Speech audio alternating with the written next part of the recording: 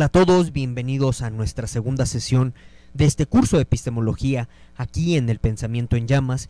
Y pues bueno, en esta ocasión vamos a reflexionar acerca de qué es el conocimiento a partir del diálogo platónico del Téteto.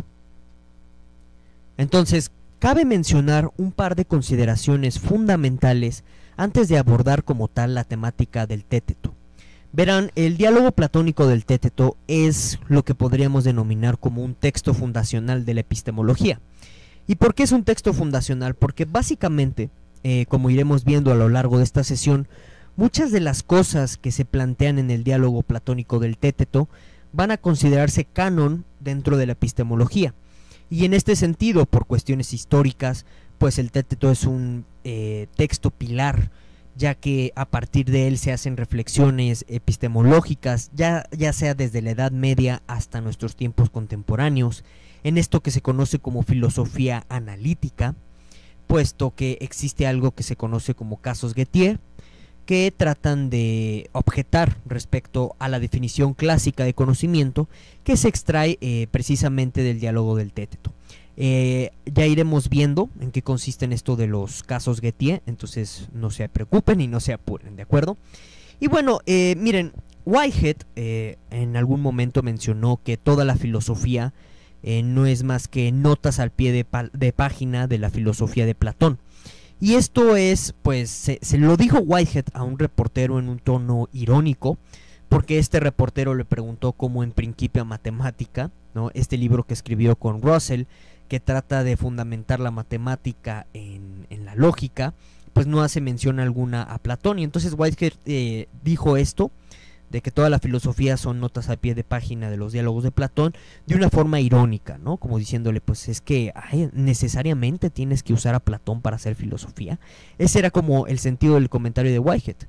Pero en un sentido ulterior, la verdad es que es cierto, la filosofía occidental está muy permeada del pensamiento de Platón. Yo me atrevería a afirmar que esto que conocemos como filosofía occidental, desiderativa, proposicional o argumentativa, tiene sus bases en los diálogos platónicos, y el Téteto, como les acabo de mencionar, pues es un texto fundacional en la epistemología en este sentido, ya que plantea las vías de exploración e indagación propias de la epistemología, e incluso pues retoma, como les acabo de mencionar, la definición platónica que se da en cierto momento del diálogo de qué es el conocimiento, ¿no? Ahora es importante, antes ya de adentrarnos también en profundidad con el diálogo platónico del Téteto, pues mencionar a grosso modo algunos elementos contextuales de Platón para también situar al propio texto dentro de sus intenciones sociales. En la sesión que yo hice en el curso de filosofía del lenguaje, reflexionando acerca de la supuesta filosofía del lenguaje de Platón, hablé de una manera más amplia respecto al contexto de Platón.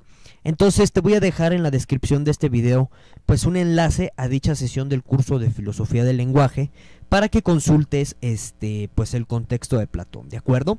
Pero así a grandes rasgos hay que recordar que pues la Atenas de Platón está sufriendo pues muchas convulsiones políticas debido a las guerras del Peloponeso, que es un conflicto que se va a dar por todos los estados griegos, debido a pues a la disputa que existe entre dos grandes alianzas, una de ellas liderada por Atenas, otra liderada por Esparta. Y entonces es en este contexto en el que pues la ciudad-estado de Atenas comienza a sufrir crisis políticas, crisis sociales. Además, pues está la cuestión de que hay un desplazamiento profundo de la antigua aristocracia que gobierna Atenas por asumirse este nuevo modelo democrático en el que se está eligiendo pues periódicamente a los gobernantes, y ya no se tiene en Atenas a un rey que gobierne todo. Y pues precisamente Platón desciende o proviene de esta clase social aristocrática griega ateniense que fue desplazada del poder. Y entonces es curioso que en muchos diálogos de Platón se encuentra una crítica feroz a la democracia, siendo quizá la República el texto más notorio, donde hay un desprecio por completo a la democracia. Y también hay una sugerencia que, bueno, yo me voy a atrever a decirle descarada, ¿no? Es la cuestión del rey filósofo, donde pues ahí la sugerencia sutil es, mira, pues yo soy filósofo, la república debe ser gobernada por un filósofo, entonces yo debería gobernarlos. Esa es como la sugerencia sutil. Y ahora, pues hay que recordar que, como yo les dije, ¿no? En este curso de filosofía del lenguaje, donde yo dediqué la sesión de Platón, que es común que cuando hay grandes crisis sociales en un periodo determinado de tiempo en una sociedad, se recurra a los valores de antaño para tratar de fundamentar una nueva sociedad que sobrevenga a las crisis políticas del momento. Y en el caso de Platón y también de Sócrates, es considerable admitir o resaltar que hay un constante rescate de los ideales homéricos, es decir, de todos los valores que imprime Homero en la Ilíada y la Odisea. Y en este sentido, pues lo que pretende hacer Platón y Sócrates es tratar de inculcar esos viejos valores morales que podemos encontrar en estos textos de Homero, ajá. Son ideales de tipo de, pues bueno, la valentía, la templanza, la virtud, etcétera, para tratar de sobrellevar lo que considera Sócrates y Platón el causante primordial pues de la crisis de valores que existe en Atenas, y es el sofismo. Entonces hay una constante cruzada de Platón respecto a los sofistas, que como yo les mencioné ya en la aludida sesión del curso de filosofía del lenguaje, los sofistas en realidad son diplomáticos, son juristas, es decir, son abogados, que lejos de ser como los diabólicos personajes que de pronto nos pintan Sócrates y Platón, pues en realidad son personajes que se dedican a mantener cierta cohesión en los estados griegos, y también pues se dedican en este sentido a la diplomacia y a enseñar a las juventudes a defenderse oralmente en las prácticas forenses jurídicas del momento. Entonces en este sentido pues digamos que pues la crítica de Sócrates y de Platón a los sofistas en muchos sentidos es caricaturesca, y en algún sentido vamos a encontrar alguna caricatura del sofista Protágoras en el diálogo del Téteto, y por eso se los menciono.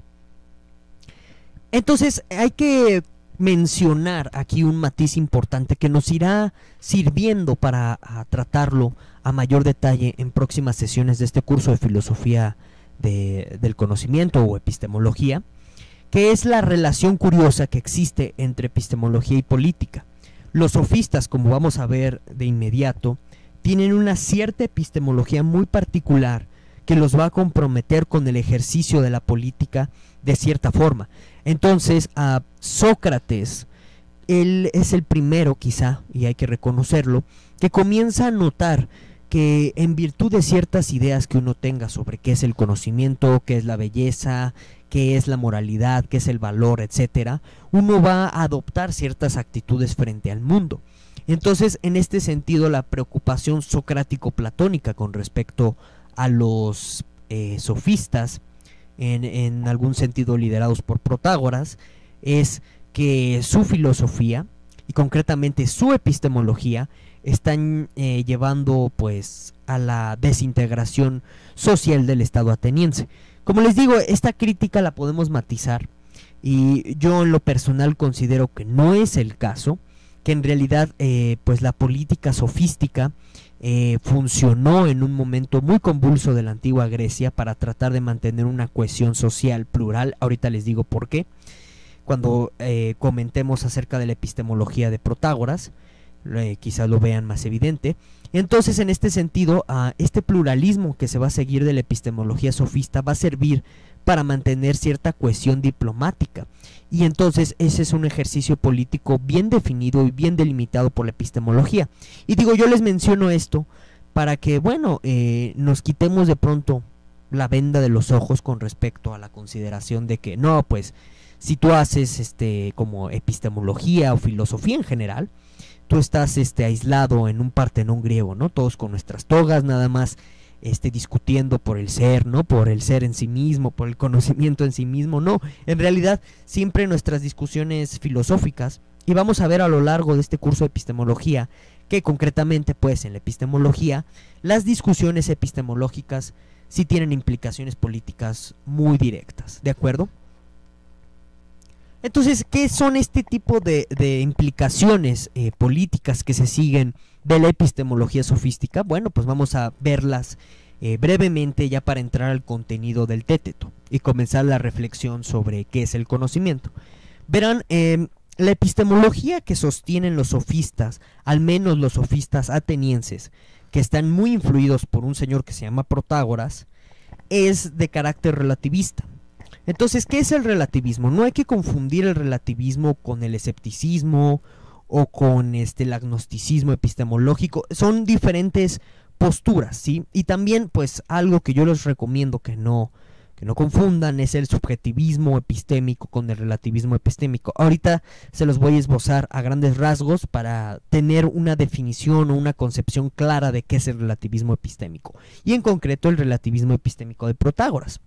Verán, Protágoras es famoso por decir esta frase que ustedes ven en pantalla, de el hombre es la medida de todas las cosas. ¿Esto qué quiere decir o qué significó en la antigua Grecia? Bueno, pues simplemente que el conocimiento, la apreciación de la verdad, de la belleza, de la justicia, va a depender directamente de las experiencias del ser humano, de sus vivencias, de sus percepciones.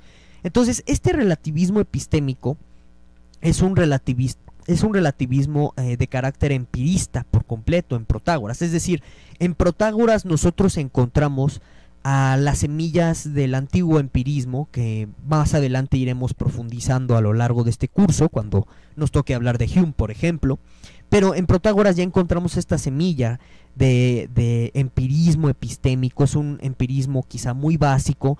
El problema es que de pronto, como carecemos de textos de Protágoras, quizá la Iglesia Católica pues ahí los tenga escondidos en algunas bóvedas o qué sé yo, no podemos también conocer de primera mano en qué consiste la epistemología de Protágoras y en consecuencia la epistemología de los sofistas de la época. A lo mucho tenemos citas de segunda mano, es decir, qué decía que dijo Platón acerca de Protágoras, qué decía que dijo Aristóteles de Protágoras, este tipo de cosas. Pero tenemos bases, y el Téteto es una de estas bases, para pensar que el relativismo epistémico de Protágoras es una consecuencia de un empirismo epistémico. Entonces aquí es donde vamos a hacer las distinciones que les mencioné. Un subjetivismo epistémico sostiene que el conocimiento depende por completo del sujeto, de sus categorías o de su experiencia en particular. Eso es un tipo de epistemología, una epistemología subjetivista. Ahora, un empirismo epistémico simplemente se va a comprometer con la idea de que el conocimiento se forma gracias a la experiencia, así a grandes rasgos. Y un relativismo epistémico, así como este que yo les menciono que sostiene Protágoras, es algo muchísimo más general, incluso puede ser algo bastante inocuo. ¿Por qué? Porque el relativismo epistémico es una consecuencia en realidad del empirismo, del subjetivismo. También puede ser el relativismo epistémico consecuencias de ciertas posturas historicistas que, por ejemplo, postulan que el conocimiento es una creación histórica o sociohistórica. Entonces, siempre vamos a ver nosotros que el relativismo epistémico no es algo que se sostiene en sí mismo.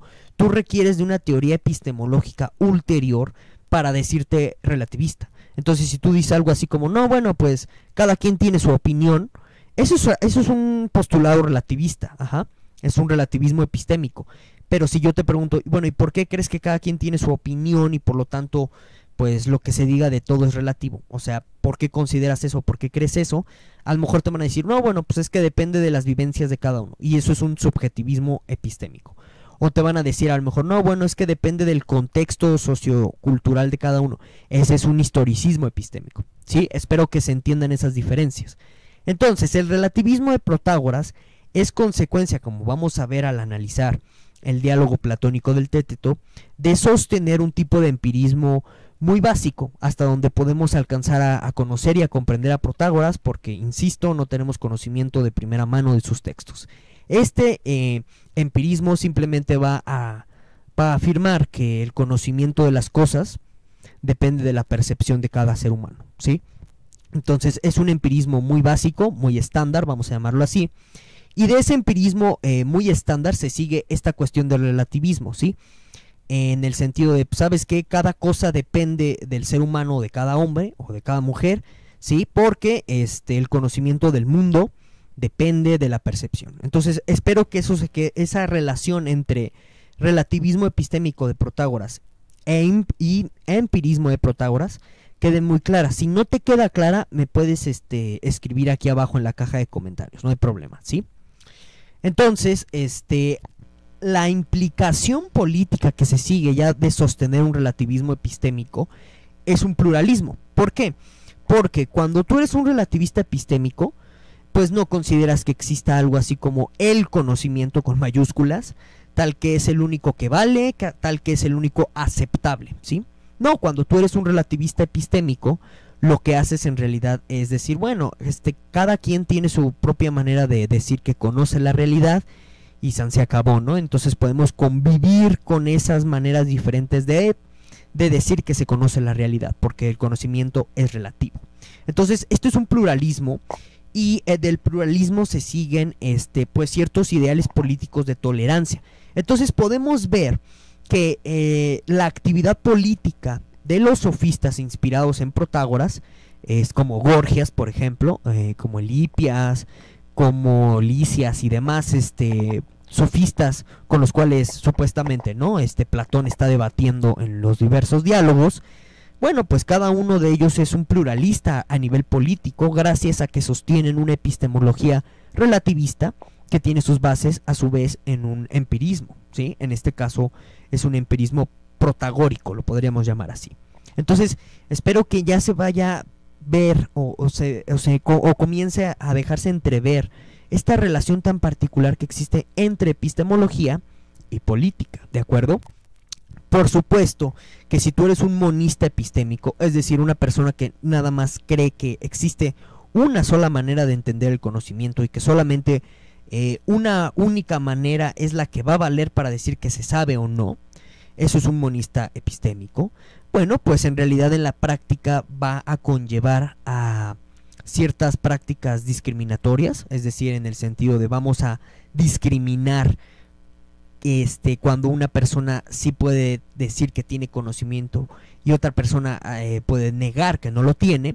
Y en este sentido, por ejemplo, si tú estás conviviendo en una comunidad en donde hay diferentes etnias o diferentes grupos culturales que dicen poseer el conocimiento según su propia cultura y demás, pues bueno, si tú sostienes un monismo epistémico, consecuentemente te vas a meter incluso con las prácticas y las culturas de estas etnias que existen pues al lado de las comunidades. Entonces esto es una tensión política pues que se va a generar en torno a la discusión al final del día en torno a el relativismo y el monismo epistémico, o el pluralismo epistémico y el monismo epistemológico, ¿de acuerdo? Entonces vean esas consecuencias políticas, no las pierdan del radar, nos van a servir más adelante en este curso.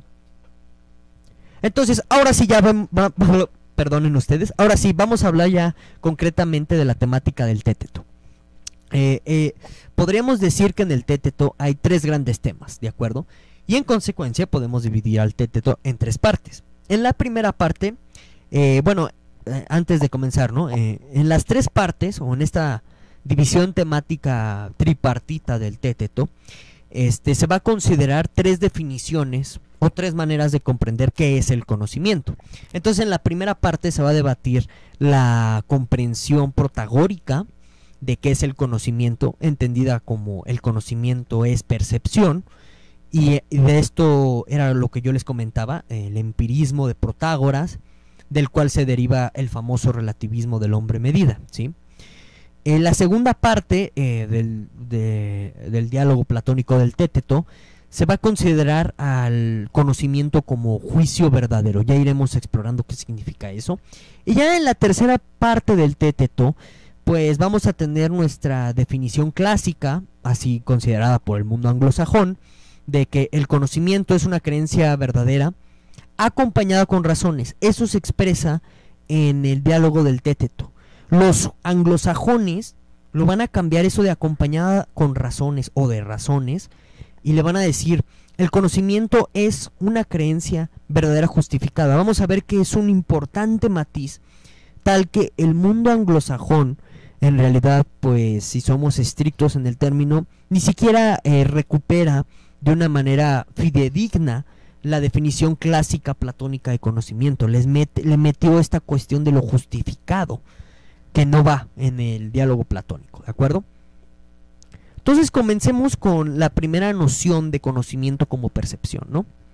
Entonces, como les digo, quizás este es uno de los supuestos básicos de todo aquel que se dice empirista, porque, bueno, cuando tú eres empirista, crees que el conocimiento proviene de los sentidos o de las percepciones, y en el caso de Protágoras, su relativismo del hombre medida, es decir, afirmar que el ser humano es la medida de todas las cosas, Protágoras podía afirmar esto lo podemos ver a partir del diálogo del Téteto, ¿sí? Porque Téteto está como reproduciendo la tesis protagórica, porque recordemos, no tenemos fuentes de primera mano de las tesis epistemológicas de Protágoras, se perdieron en el tiempo, las escondió la Iglesia Católica, no sabemos.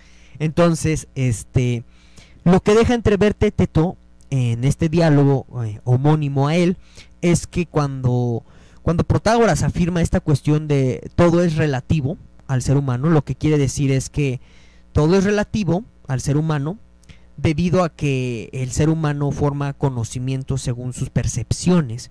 Entonces podríamos también afirmar que esta idea de que el conocimiento es percepción en realidad no es una tesis prescriptiva, sino más bien es una tesis descriptiva de qué es el conocimiento, porque parece que lo que está haciendo Protágoras y Téteto es describir cómo el ser humano aprende o tiene conocimientos, ¿no?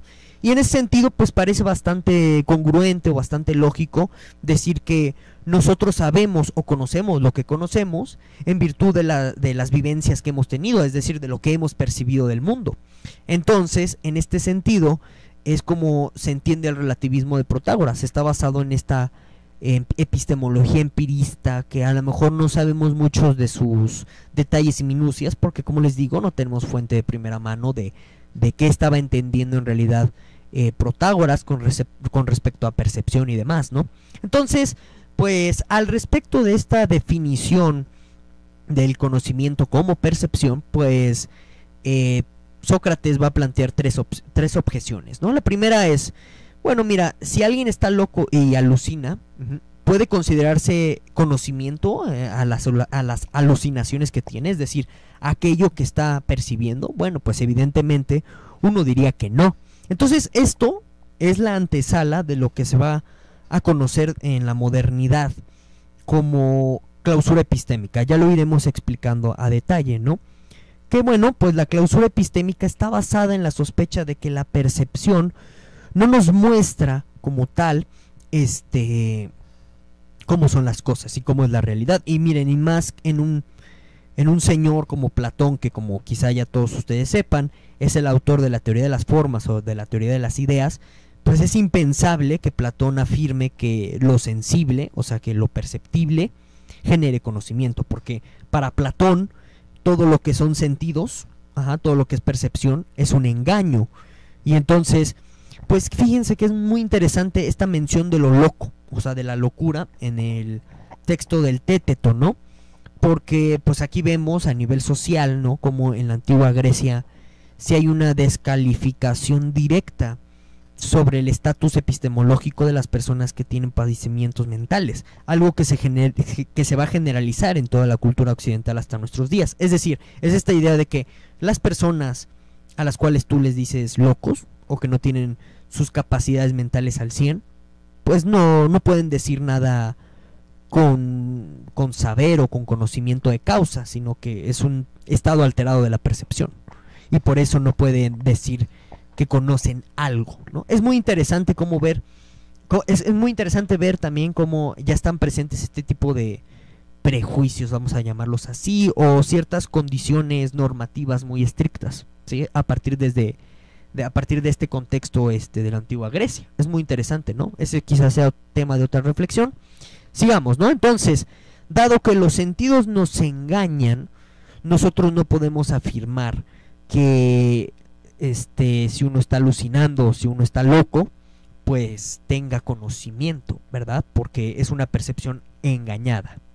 o es un estado alterado de la percepción, y entonces cuando tú tienes uno de estos estados no ves las cosas como realmente son. Por eso no puedes decir que tengas conocimiento a partir de lo que tú percibas en uno de estos estados alterados de la conciencia, ¿de acuerdo? Bueno, ahora, el segundo argumento que va a utilizar Sócrates es, bueno, mira, si cada uno es maestro de aquello que está percibiendo, porque nadie más puede percibir como tú percibes la realidad, entonces cada quien al final del día es maestro de sí mismo. Ajá, es su propio maestro. ¿Por qué?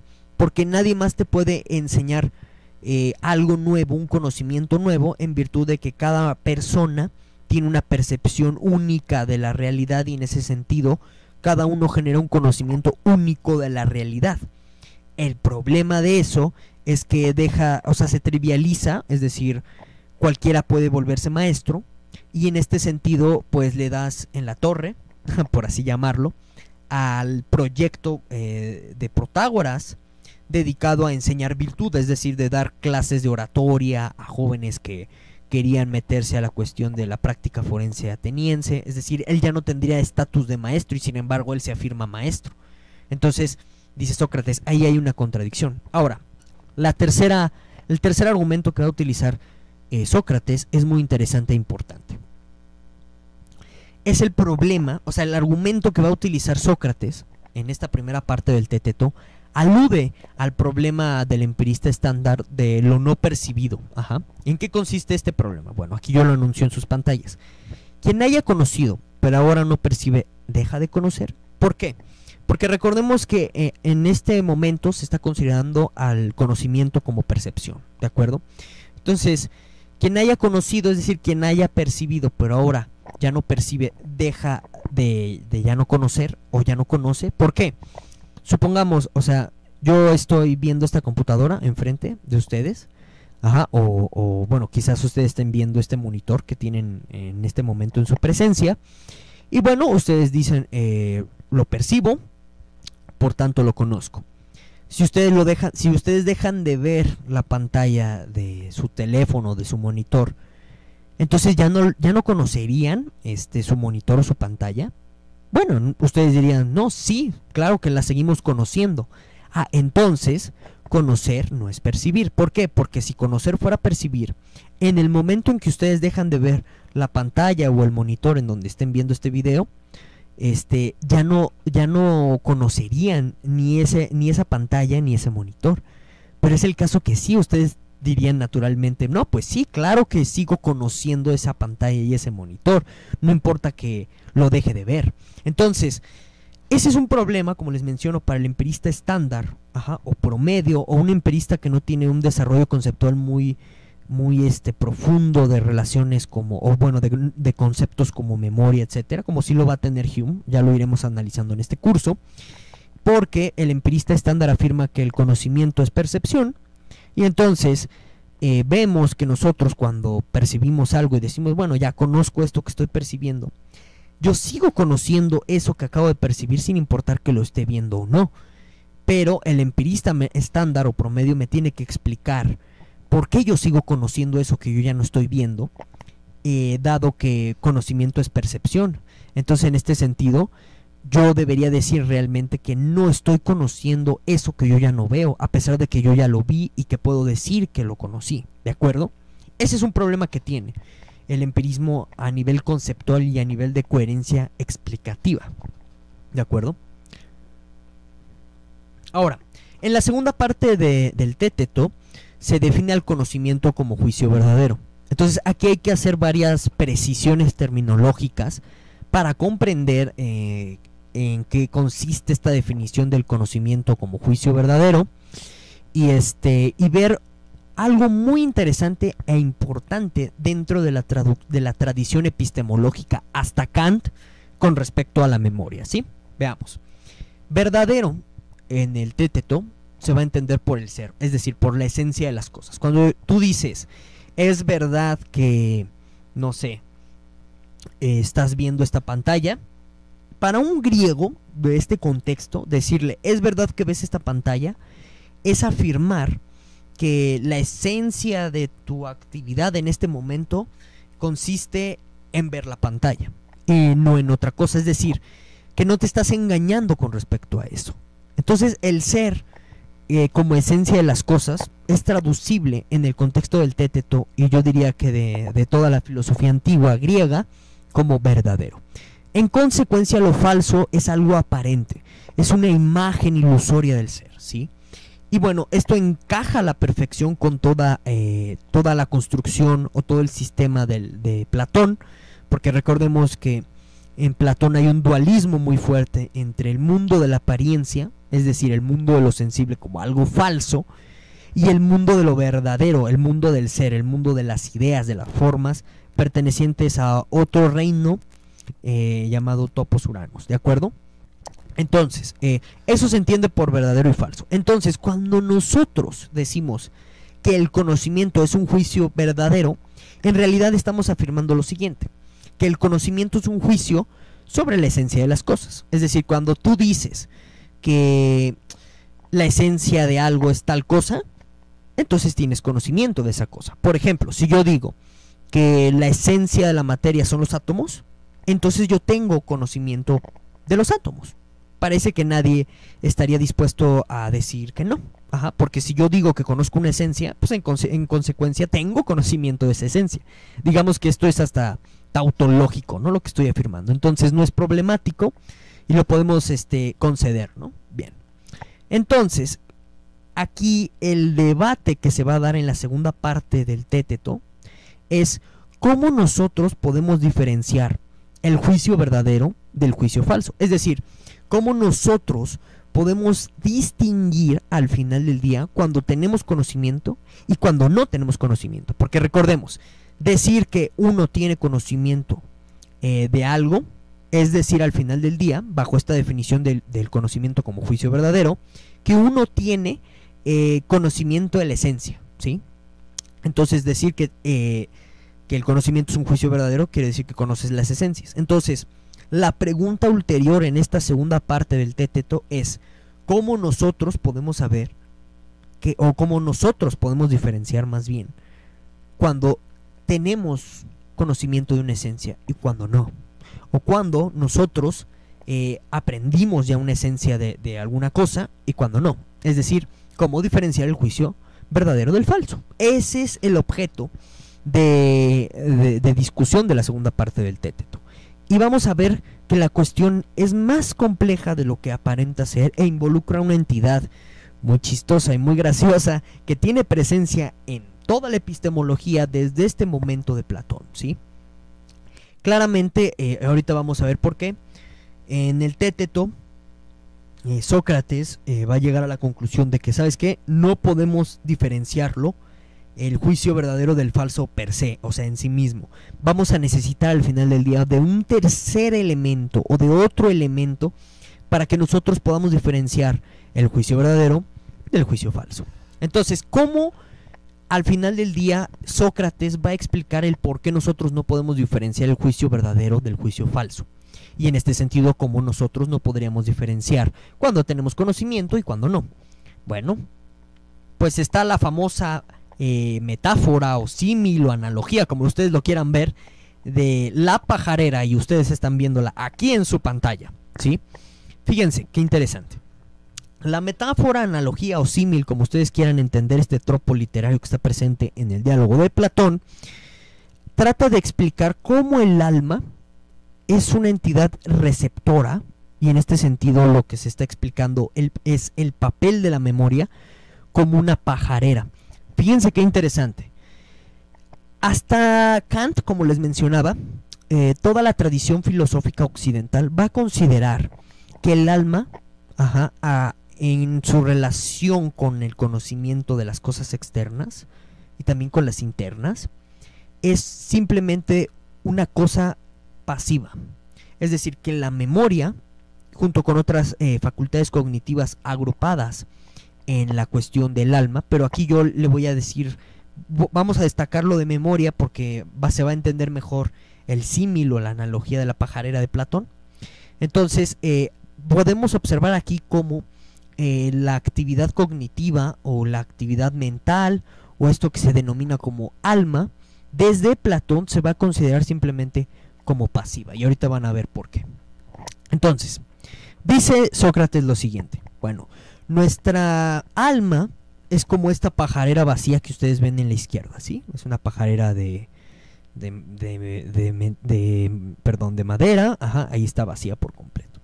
Y entonces dice, todas las experiencias, todas las apariencias, todo lo que nos llega del mundo exterior, ajá, vendría a ser representados por estos pajaritos, por esta parvada de pájaros que ven ustedes del lado derecho, ¿sí?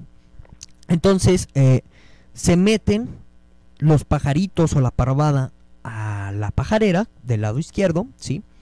Y esto hace alusión a que, bueno, todos los datos del mundo exterior se nos meten así de golpe a nosotros en nuestra cabeza, ¿sí? O en nuestra alma. Y entonces, aquí el problema versa en lo siguiente: que esta pajarera, ¿sí? Ahí la tenemos todos. Imaginen ustedes a la pajarera ahora cerrada, están los pajaritos volando, y en determinado momento, pues por X o Y razones, cosas de la vida, los pájaros se salen de nuestra pajarera. Es decir, todo lo que nos llegó del mundo exterior, nuestra alma, en este caso nuestra memoria, olvida cosas, se van. Y entonces, pues es posible que se queden algunos pajaritos dentro de la pajarera, y cuando lleguen nuevos pajaritos, nosotros no vamos a saber diferenciar a estos pajaritos que se quedaron dentro de nuestra pajarera y con respecto a los nuevos pajaritos que se están introduciendo. Es decir, con esta metáfora o esta analogía, lo que quiere dar a entender Sócrates es que algo como natural de la memoria es que olvidemos cosas, que no retengamos al final del día toda la información que nos llega del mundo exterior. Entonces, como nosotros no retenemos toda la información que nos llega del mundo exterior, y se nos quedan de pronto algunos elementos dentro de nuestra memoria, de nuestra cabeza, a la hora de que lleguen nuevos elementos del mundo exterior, o sea, nuevas parvadas de pájaros, ¿sí? Pues se van a mezclar los pajaritos que nosotros ya teníamos dentro de nuestra pajarera con la parvada nueva de pájaros, y no vamos a saberlos diferenciar, ¿de acuerdo? Ahora, el problema es el siguiente: los nuevos los pajaritos viejos que ya teníamos en la pajarera, supongamos que de alguna manera nosotros logramos identificar a esos pajaritos como juicios verdaderos, es decir, que ya comprobamos que cada uno de estos pajaritos en realidad son juicios verdaderos, ¿de acuerdo? Pero cuando se mete esta nueva parvada de pajaritos, y como se van a confundir los pajaritos que ya teníamos con los nuevos pajaritos que se metieron, no vamos a saberlos diferenciar, y esto va a significar que los nuevos juicios verdaderos que nosotros ya tenemos bien identificados dentro de nuestra memoria pajarera se van a confundir con los nuevos pajaritos que ya se metieron, y en este sentido no vamos a poder diferenciar cuando pues dentro de esta parvada de pajaritos existan juicios falsos y cuando existan juicios verdaderos.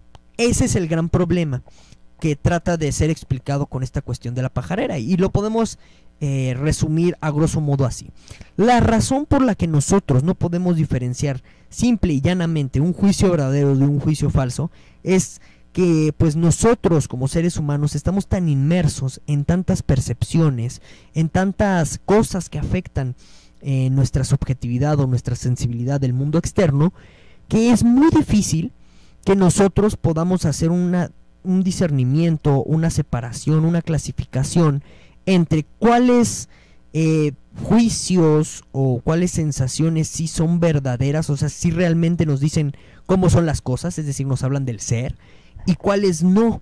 Entonces es una confusión completa, absoluta, dada de esta inmersión de nosotros en la realidad, que, bueno, pues la realidad nos golpea de golpe, vamos a decirlo así de manera redundante. Y bueno, al golpearnos de esta manera tan radical, con tanta información, nosotros no podemos discernir qué información es verdadera y qué información es falsa. Es como este problema contemporáneo que existe con respecto a las fake news. Hay tantas fake news que nos llegan de golpe, o sea, tantas noticias digitales que no sabemos diferenciar al final del día cuáles son verdaderas y cuáles son falsas.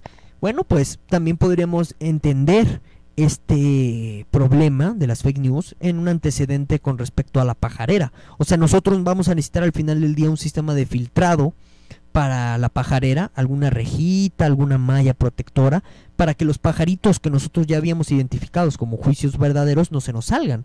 Y también para que pues otros tipos de pajaritos identificados como juicios falsos no se nos metan a la pajarera, ¿verdad?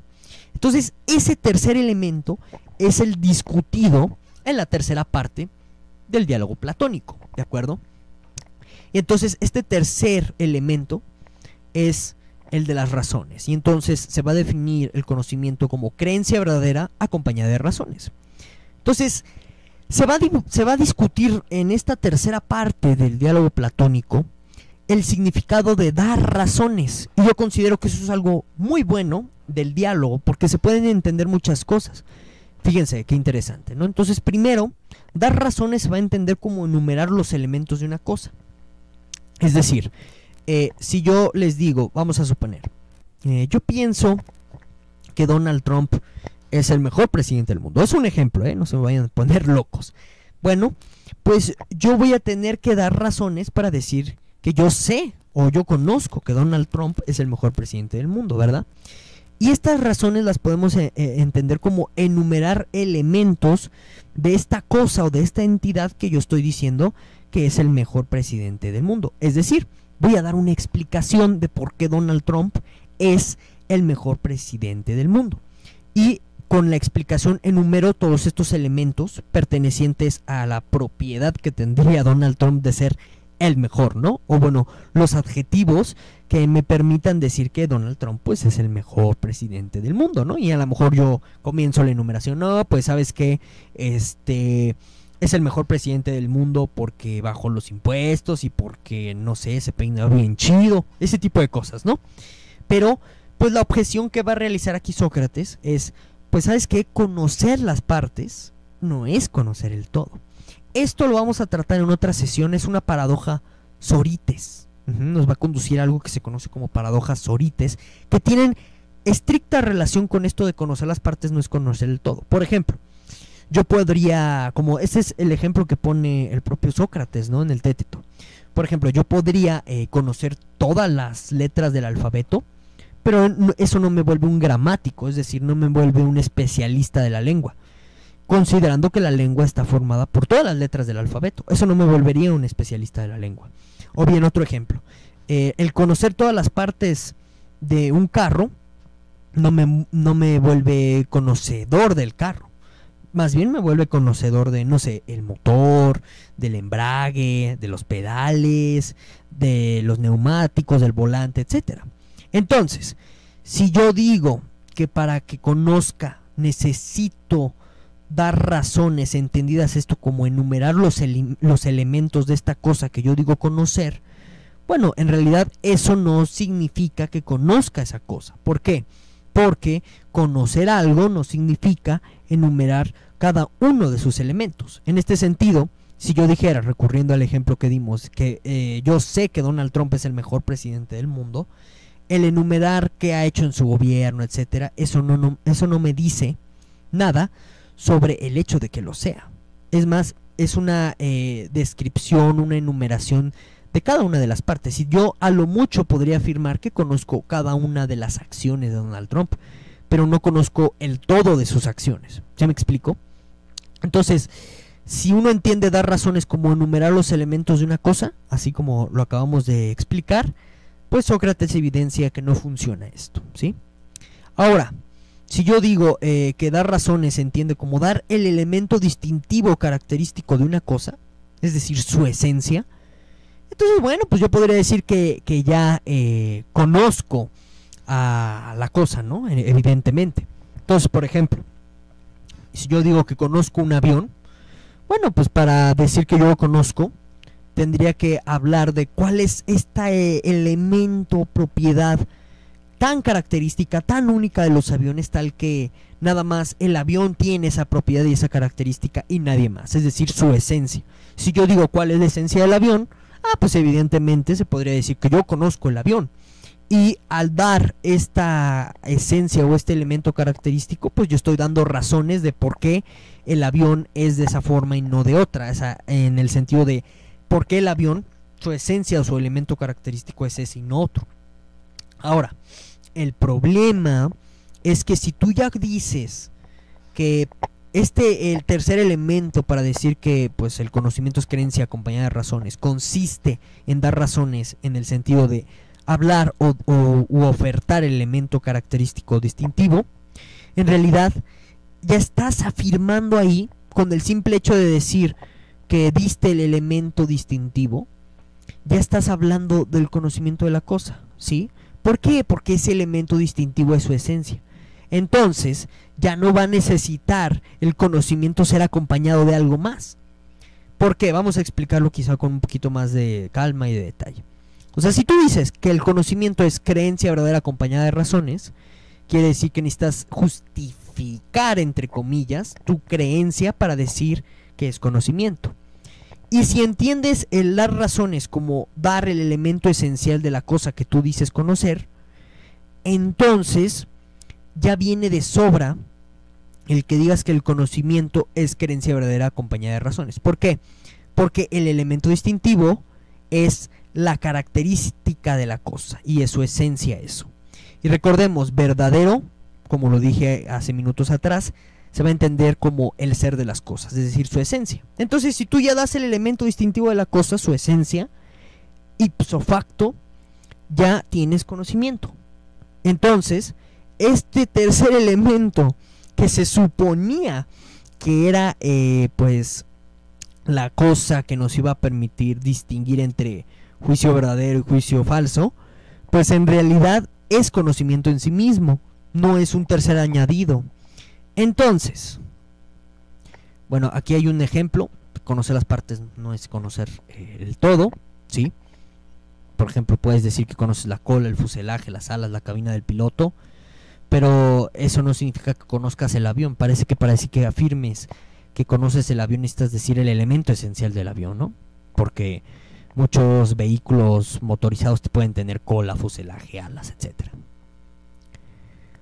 Entonces, aquí un ejemplo del elemento distintivo, ¿no? Si tú me dices cuál es el elemento distintivo de la manzana roja, pues evidentemente va a ser su color rojo. Y bueno, en este sentido, ya no se va a considerar este tercer elemento característico que permitía distinguir el juicio verdadero del juicio falso como algo que de hecho permite la distinción, porque en sí mismo este tercer elemento es el decisivo. Y es un elemento decisivo porque remite a la esencia de la manzana roja, su color rojo. Entonces ya no es más que conocimiento en sí mismo ese elemento distintivo, ¿de acuerdo? Entonces, dado que este tercer elemento no nos permite distinguir juicios verdaderos de juicios falsos, entonces el diálogo termina en una aporía. Ajá. ¿Y por qué en una aporía? Porque parece que a lo que va a terminar llegando es que no es posible saber qué es el conocimiento, ¿sí? Y claro, aquí esta es una conclusión del diálogo del Téteto que no nos es explícita directamente, pero que uno podría inferir interpretativamente dado el contexto de la teoría de las ideas de Platón, que es la cuestión de que el conocimiento del ser, o sea, de las cosas, de la esencia, es ininteligible, es decir, que no se puede conocer. Y esto ya nos habla de algo que se conoce como la mística platónica del ser, es decir, que dado que vivimos en un mundo de apariencias, todo es ilusión, los sentidos nos engañan, pues entonces en este mundo no podemos conocer nada, y bajo ciertas prácticas dietéticas, incluso de meditación, como las que describe Pierre Hadot, es un autor, ahorita les muestro el librito, pues parecería que esta es la manera en que se puede develar el conocimiento del ser, es decir, que se puede llegar al saber de la esencia del mundo a partir de algún tipo de experiencia mística, y esto es algo muy interesante, ¿de acuerdo? Y ahí se los dejo para que reflexionen al respecto. Ahora, como ustedes pudieron ver, en la filosofía anglosajona, yo les hablé que está la definición clásica de teoría del conocimiento, que viene del diálogo platónico, del Téteto, y esta definición clásica consiste en decir que el conocimiento es creencia verdadera justificada. Esta palabra justificada tiene un tinte muy empirista al final del día, tiene que ver con comprobación científica, y entonces pues como los filósofos anglosajones analíticos, en particular en la cuestión de la epistemología, ya lo iremos viendo a lo largo de este curso, si están muy metidos en la cuestión de la filosofía del lenguaje, pues por eso decidieron como modificar un poco la definición clásica de Platón, la original de conocimiento, esta tercera parte, ¿no?, del Téteto, de conocimiento es creencia verdadera acompañada de razones, la modificaron de esta forma, como creencia verdadera justificada. Pero justo, como en el mismo diálogo del Téteto, la cuestión de dar razones no permite diferenciar entre creencias verdaderas y creencias falsas, o juicios verdaderos y juicios falsos, ¿sí? Pues digamos que este error que ya había notado Platón en esta definición hace 2500 años, pues los filósofos anglosajones, como suele ser su costumbre, creen que Gettier es profundamente original, así con sus contraejemplos, pero la verdad es que no. Ahorita vemos por qué. Porque Platón ya lo había notado, o sea que es deficiente el tercer elemento de dar razones, ¿sí?, que los anglosajones lo entienden como dar justificaciones, porque no permite filtrar juicios verdaderos de juicios falsos al final del día. Entonces aquí en los contraejemplos Gettier es una clara comprobación de ello. ¿Cómo se construye un contraejemplo Gettier? Pues es la cosa más trivial y, o sea, cualquiera lo puede hacer al final del día, ¿no? No dicen mucho. Pero bueno, pues hay gente que se desgarra, ¿no?, las vestiduras por Gettier, en fin. Consiste en decir cómo tú puedes tener creencias falsas justificadas, y bajo la definición clásica de conocimiento de creencia verdadera justificada, pues una creencia falsa justificada debería ser considerada conocimiento, pero pues obviamente no, porque es una creencia falsa, o sea, es algo que no se corresponde con la realidad, la creencia falsa, ¿sí? Es muy platónica la noción, recordemos, verdadero refiere al ser, a la esencia de las cosas, a lo que existe, a lo real, falso no, es lo aparente, lo ilusorio, etcétera. Aquí en la cuestión de Gettier, pues verdadero y falso se entiende en un sentido similar al final del día. Verdadero es lo que corresponde, falso es lo que no corresponde. Entonces, ¿cómo puedes tener una creencia falsa justificada? Bueno, supongamos que ustedes están en una pradera y dicen, hay un perro en la pradera, y yo les pregunto, ¿por qué? ¿Cómo lo sabes? Ah, pues porque lo estoy viendo. Entonces ahí tú tienes una creencia de cierto tipo, justificada, como es una justificación sensorial, ¿no? Ah, pues lo veo, bueno. Pero no, yo te digo, ¿sabes qué? Eso que tú dices que es un perro en realidad es una oveja. Pero, pues tú no sabes eso y sigues insistiendo que no, ¿sabes qué? Hay un perro en la pradera, ¿no? Y es una creencia falsa, entonces, justificada, la que tú tendrías. Y la verdad es que no nos permite la definición clásica de conocimiento como creencia verdadera justificada el distinguir pues quién tiene la razón o quién en realidad es poseedor del conocimiento sobre qué hay en la pradera, si tú o yo, porque al final del día, tanto yo como tú podrías tener una creencia falsa, pero en virtud de que cada uno tiene una justificación para su creencia, pues terminaríamos diciendo que los dos tenemos conocimiento, pero evidentemente son conocimientos contrariados o diferentes con respecto a qué existe en la realidad. Mientras tú dices que ese manchón es un perro, yo digo que es una oveja. Son conocimientos que no se concilian, ¿no? O sea, no podrías decir algo así, no, pues sabes que los dos tenemos la razón, hay un perro oveja, pues ¿qué es eso, no? Entonces, la definición clásica de conocimiento, lo que muestran los contraejemplos Gettier, es que el tercer elemento de justificado o justificada, creencia verdadera justificada, no es suficiente porque puedes tener creencias falsas justificadas, ¿de acuerdo?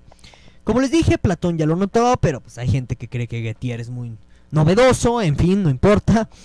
Les pongo aquí en pantalla algunos textos que les podría ayudar por si ustedes gustan seguir profundizando en el Téteto de Platón y meterse en discusiones un poco más elevadas entre comentaristas de Téteto, etcétera, ¿no? Entonces, del lado izquierdo de la pantalla pueden ver el clásico libro de Pierre Hadot, que yo siempre lo recomiendo cuando hablo de filosofía antigua.